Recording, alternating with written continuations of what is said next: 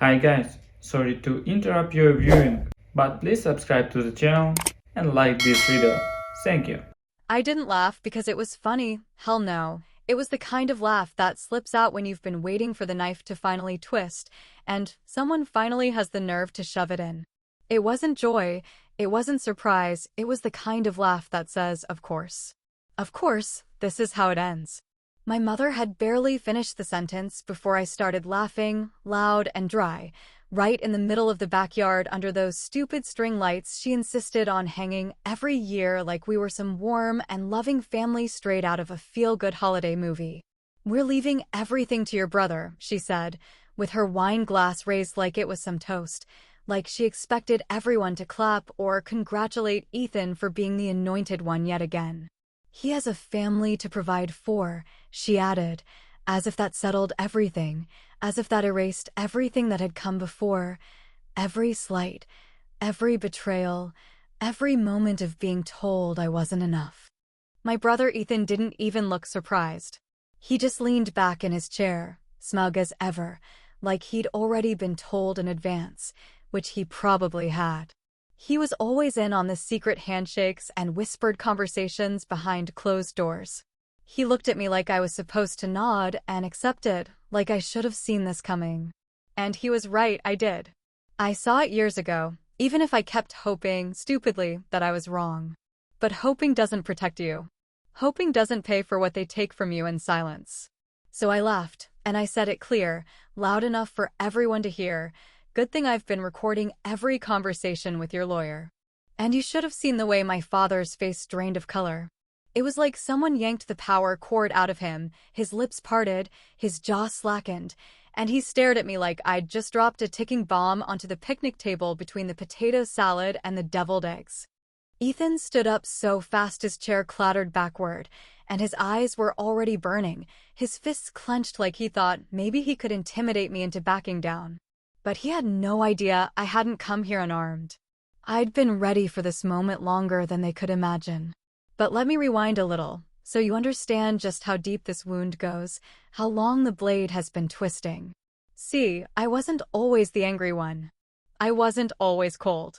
I used to believe we were a family, even when the signs were screaming in my face that I was just the afterthought. Growing up, Ethan was the favorite, plain and simple. He could set fire to the damn living room rug, and they'd still find a way to say it was my fault for distracting him. He wrecked Dad's truck in high school, and somehow I got grounded for talking back when I dared to say he should take responsibility. He dropped out of college twice, burnt through 2 careers, and still, every single time, they threw him a lifeline while I was expected to stand on my own, be the responsible one, the one who didn't need help. I paid my own way through everything: college, rent, car repairs, all of it, while he bounced between jobs and baby mamas and still got treated like some kind of struggling hero. I never got the wedding, the kids, the house in the suburbs. I never wanted it, honestly, but that didn't stop them from holding it against me like some failure stamped across my forehead. "She's too independent," Mom would say, like that was a crime. "She doesn't need anyone," Dad would nod, like it excused their absence from my life, like it justified handing everything over to my brother because he'd managed to pop out 2 kids with a woman he doesn't even love. But what they never understood was that independence didn't mean I was blind. It didn't mean I wasn't watching, listening, planning. I knew what they were doing, dripping poison in small doses over the years, writing me out slowly, quietly, like erasing a mistaken pencil. That's why I started recording the calls, saving the emails, keeping receipts. I'm not stupid, and I'm not forgiving.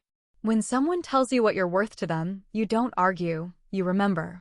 You prepare.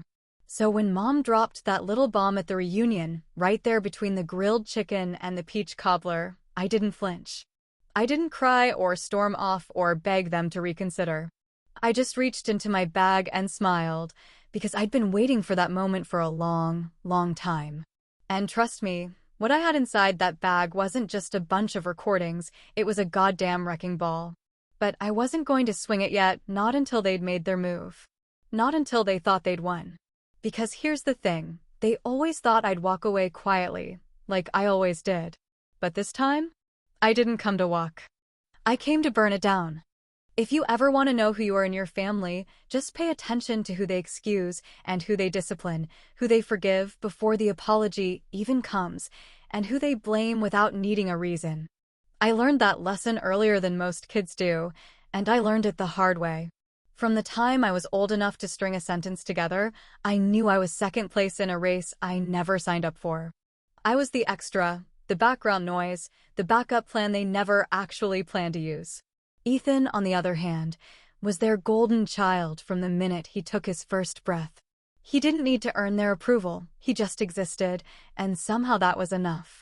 I remember once, I must have been 7, maybe 8, when Ethan threw a baseball through the front window, just hurled it across the living room in one of his tantrums because he didn't get the snack he wanted.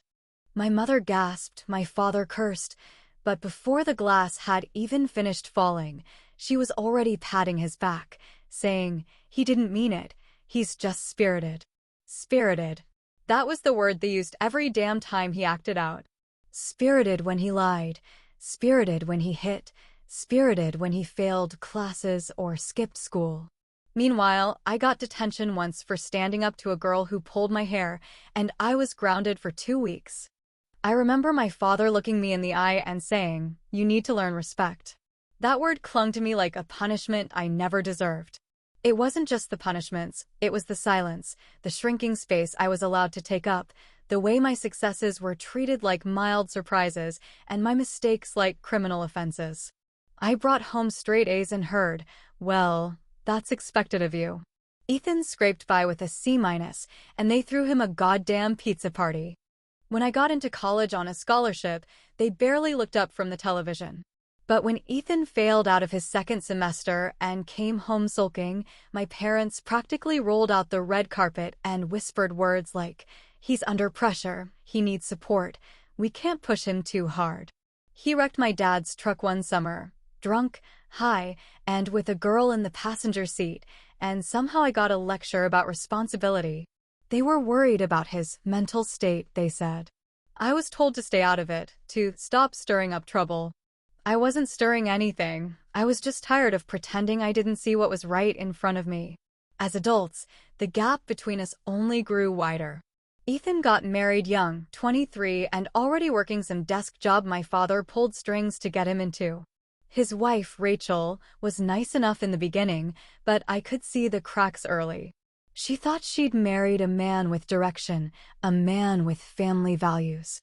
What she got was a man who still needed his mommy to pay his credit card bills and his daddy to bail him out every time he quit a job because the boss didn't respect him. When the kids came, 2 of them, both before 30, he was barely holding it together. Debt piled up fast. Rachel worked 2 jobs while Ethan tried his hand at selling real estate, then crypto, then opening a car detailing business that lasted 6 months and ate through the last of their savings. And still, my parents kept pumping money into that black hole like it was their sacred duty. It wasn't just help, it was blind loyalty, a devotion so absolute it bordered on delusion. Meanwhile, I was building my own life from the ground up. I bought my own car, paid off my student loans, bought a modest condo without asking anyone for a dime, and you know what they said? "Well, you've always been good with money." As if being capable made me less deserving of their support. As if being responsible was a reason to be forgotten. But I wasn't stupid. I wasn't going to keep standing in the shadows while they quietly handed everything over to Ethan. I started noticing things, phone calls late at night, papers on the kitchen table when I visited, my mother mentioning adjustments to the estate, in passing like it wasn't a loaded statement. I didn't say anything at first. I just started keeping track. I started writing things down, dates, conversations, the exact words they used when they thought I wasn't really listening. Then I went one step further. I started recording phone calls when I knew they were talking to the family lawyer. Not every one of them, just the ones that mattered, the ones where voices got low and language got coded. I didn't know what I'd do with it yet, but I knew better than to walk into a fire without water in my pocket. I wasn't angry at that point, not yet. I was cold. Cold like a person who finally sees the full picture and realizes there's no seat for them at the table, not now, Not ever. But I didn't shout. I didn't accuse. I just waited and listened and planned, because unlike my brother, I don't swing wildly and hope for mercy. I don't rely on others to clean up my messes. I don't break windows, I open them and let the truth breeze in. And when it finally came time for the so-called family reunion, I knew I wouldn't need to raise my voice. I just needed to open my mouth at the right moment and let the truth speak for itself.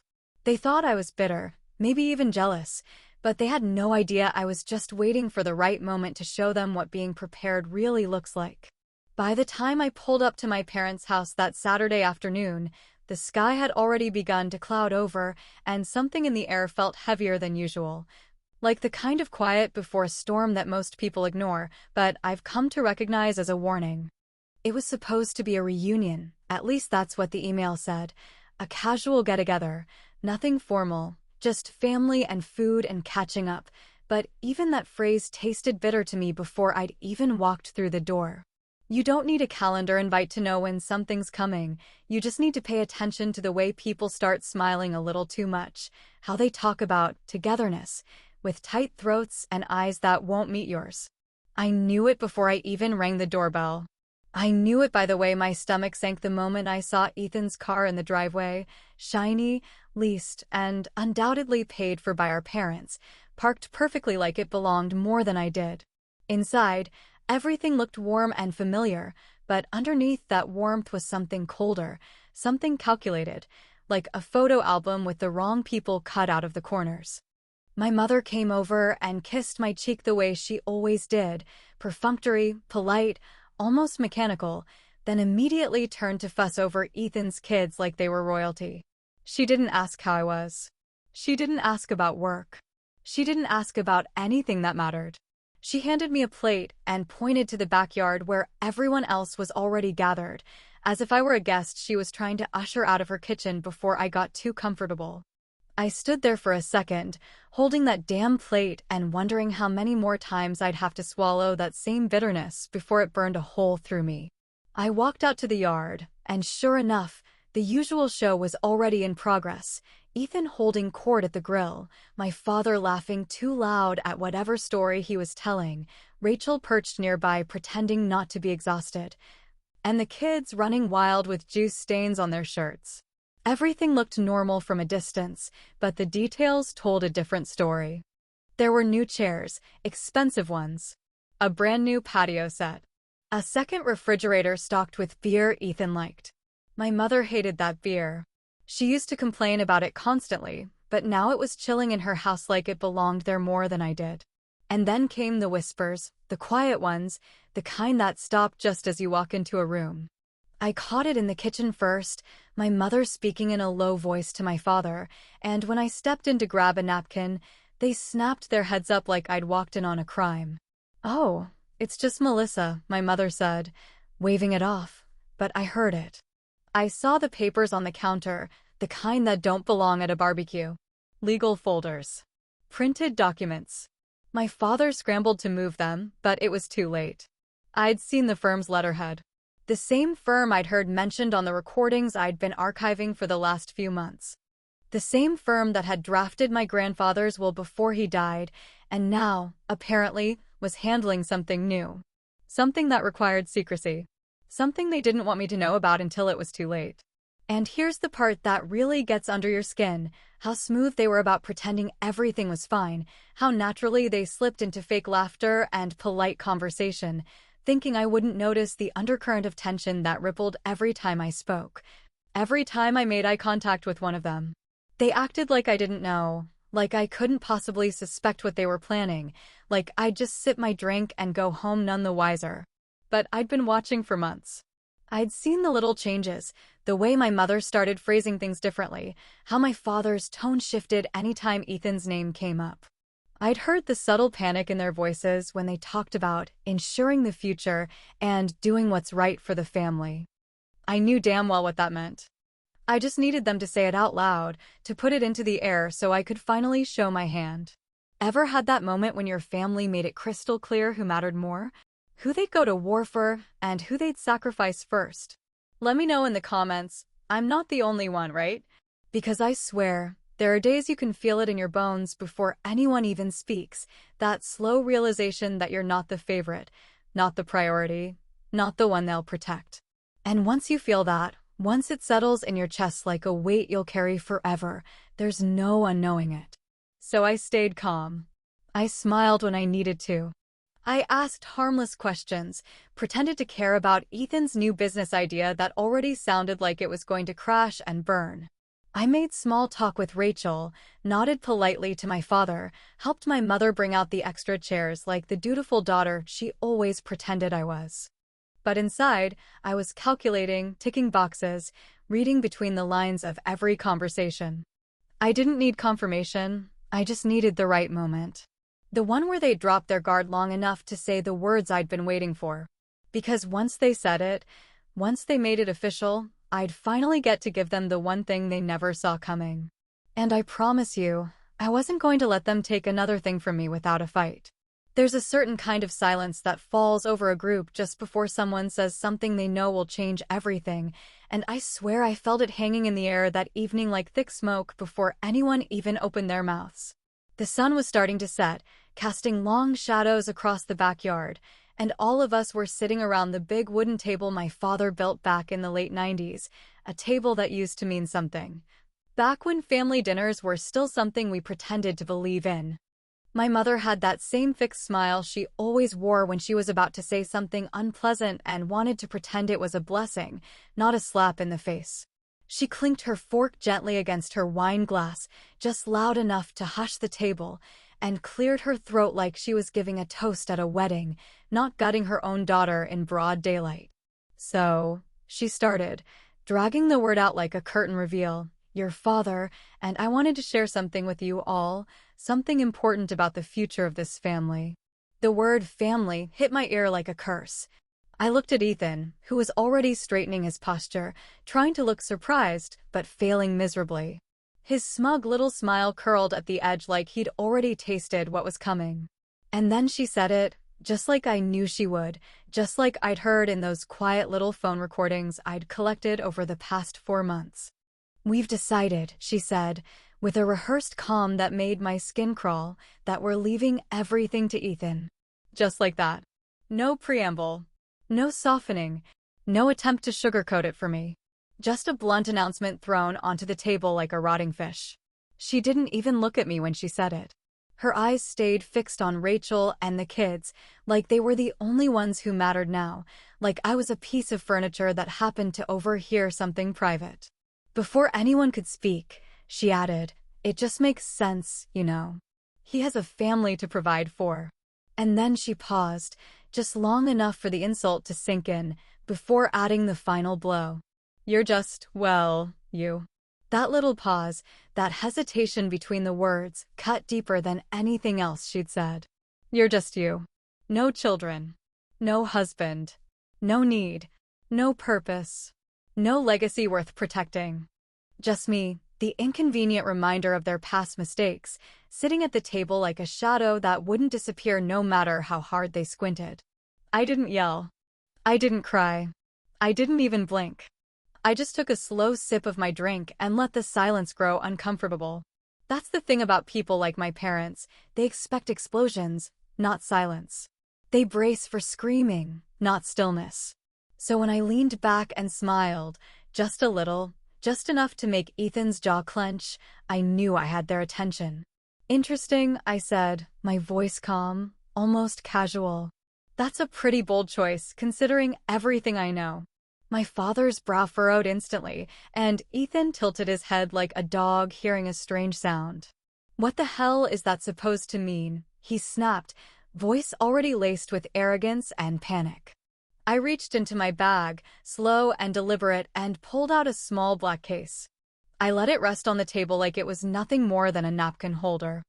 Then I said it, the line I'd been waiting weeks to deliver, the one that had been burning a hole in my throat ever since I hit that first record button. Good thing, I said, staring straight at my mother, I've been recording every conversation with your lawyer. That was the moment my father's face turned a shade of gray I didn't even know skin could reach. He didn't move, didn't breathe, just stared at the case on the table like it might sprout legs and bite him. Ethan stood up so fast his chair nearly toppled over behind him, his eyes already blazing, lips curled into that familiar sneer he always wore when someone dared to challenge his place on the throne. "Are you out of your damn mind?" he shouted, pointing a finger at me like it held any power. "You've been spying on our family?"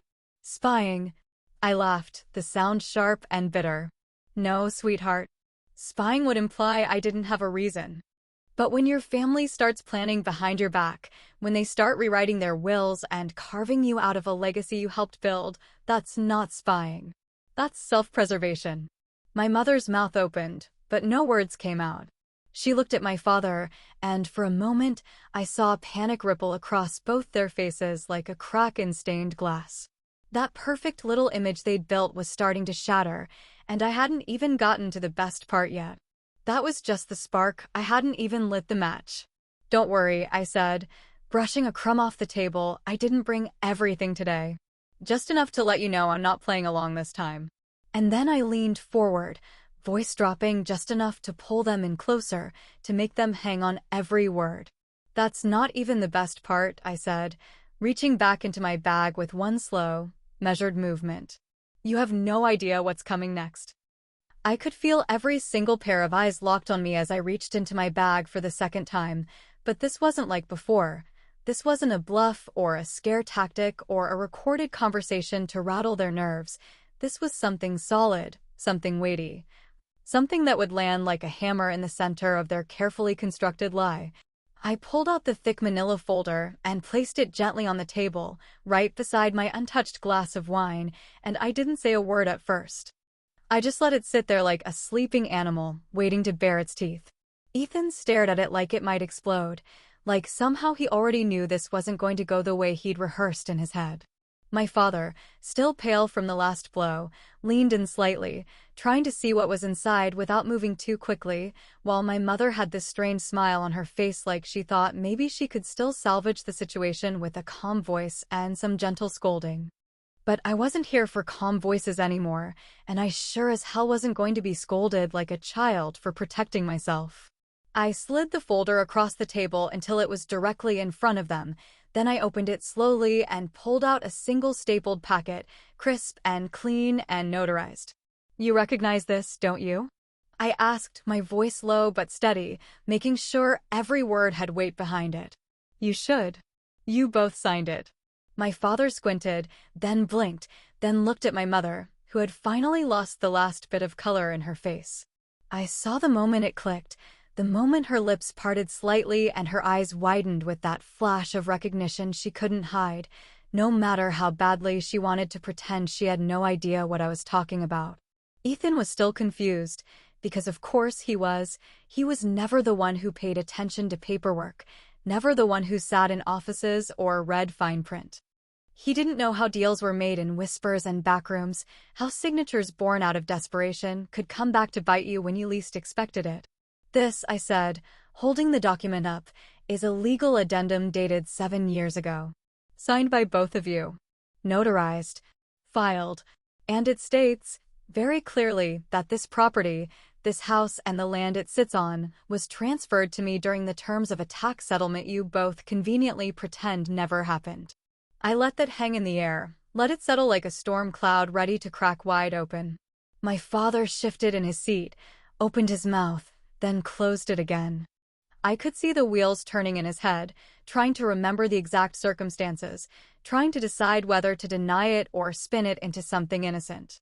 But it was too late.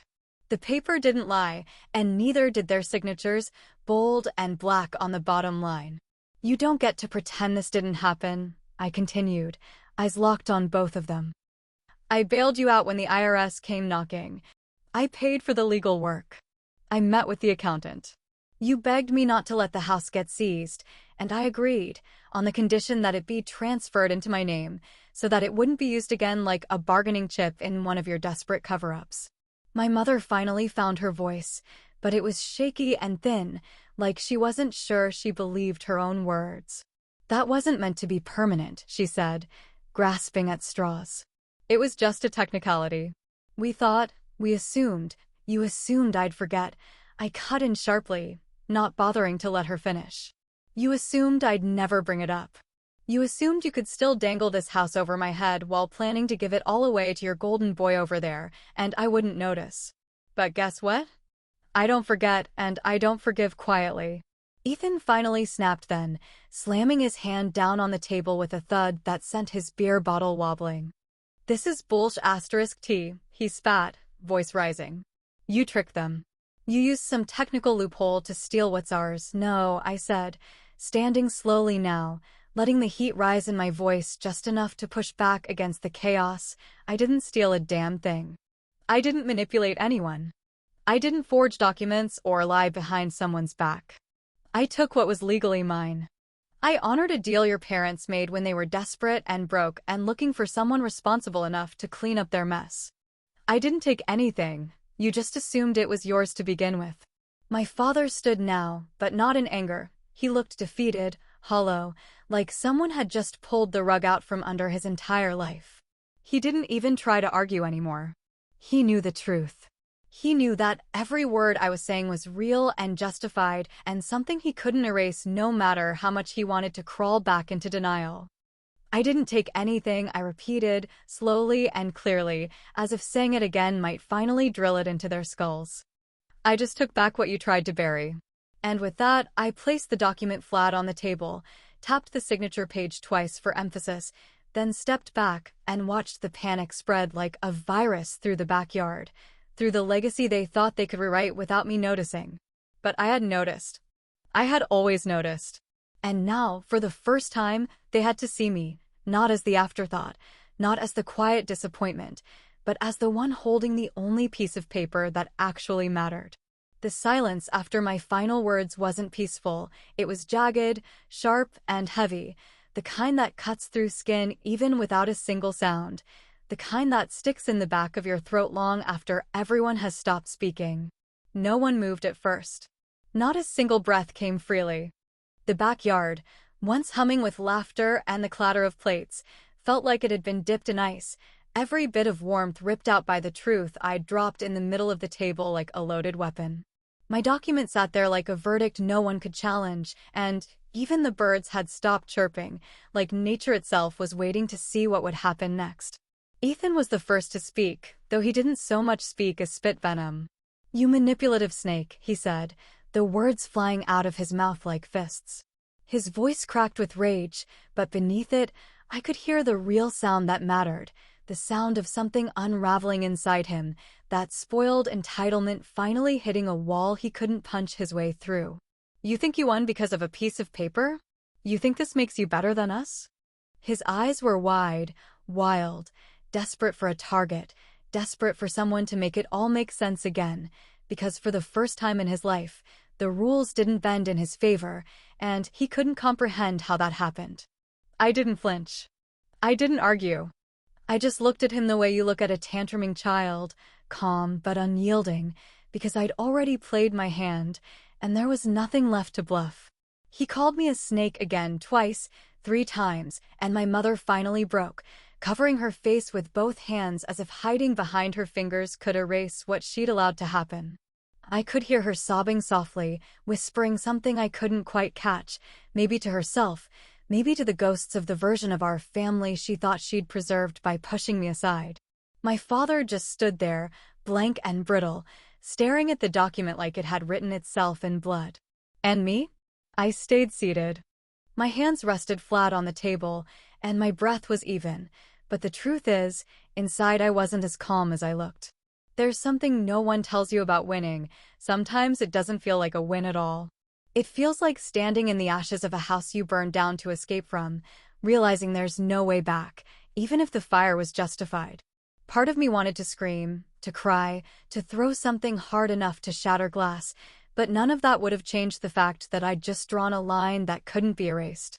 I'd exposed the lie, yes, but I'd also torn the skin off something that had been festering for decades. And once it's out, once the wound is open, there's no pretending it never existed. Ethan stormed off first, muttering curses under his breath, knocking over his chair and nearly tripping on the edge of the patio. Rachel chased after him, trying to calm him down, the kids wide-eyed and confused, their perfect little illusion shattered before they even understood what it had been made of. My mother didn't follow. She just sat there, wiping her tears with a napkin and refusing to look at me. My father disappeared inside the house, probably to call someone, maybe a lawyer, maybe a priest, maybe just someone who would tell him this could all still be undone. But it couldn't. It was done. It was finished. What they didn't know, what none of them knew, was that this wasn't just about a house or a will or an old tax document. This was about truth. About consequence. About finally making them feel even a fraction of what they'd made me feel all these years. The recordings, the document, the quiet revenge, it wasn't just for protection anymore. It had become something else. Something sharper. Something more permanent. And that's when I dropped the last piece of the story, not for drama, not for flair, but because it needed to be said. By the way, I said quietly, almost like a casual afterthought, those recordings you're also scared of? They're not just with my lawyer. They've been sent to a friend of mine, a journalist friend. My mother looked up at that, her face crumpling in slow motion, and I saw the terror replace the sadness in her eyes. You wouldn't, she said, barely a whisper, but I only shrugged. Depends, I replied. Depends how ugly this gets. I didn't say it as a threat, and I didn't say it to hurt her. I said it because it was true. Because I had no intention of being walked over again. Because I knew the only thing that ever got their attention wasn't love or honesty, it was leverage. The truth is, I didn't want to destroy them. I just wanted them to know they couldn't destroy me. And maybe that's the saddest part of all, that it took all this for them to even see me as real. I walked away after that, not because I was done, but because I knew they weren't ready to hear anything else. They'd spend the next few days in damage control, pointing fingers, rewriting stories, pretending it was all a misunderstanding. But they'd never see me the same way again. And I didn't want them to. Maybe I went too far. Maybe I crossed a line that shouldn't have been touched. Maybe I lost something too, something I'll never get back.